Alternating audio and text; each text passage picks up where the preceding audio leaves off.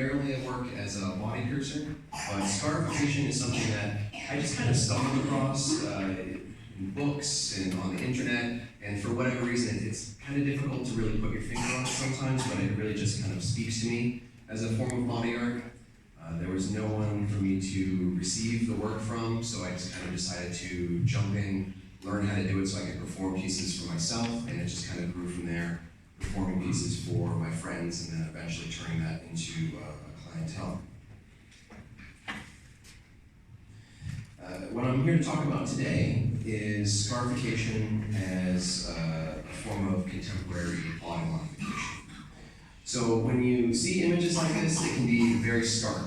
When you see things like a wound or you think blood, a lot of people will see that as trauma. They don't see it as something positive. You have this immediate stigma in your mind very often.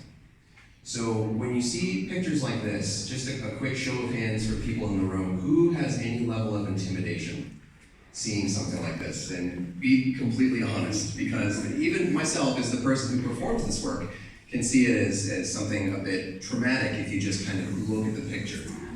But what you really want to think about is the motivation that goes into this. These people do it for a form of beautification, not as something negative. They're not trying to harm themselves, they're trying to improve themselves.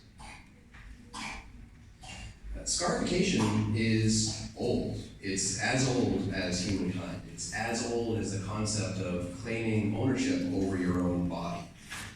Every culture throughout history has performed some level of body modification, whether it's tattooing or piercing or what we have today with things like plastic surgery, body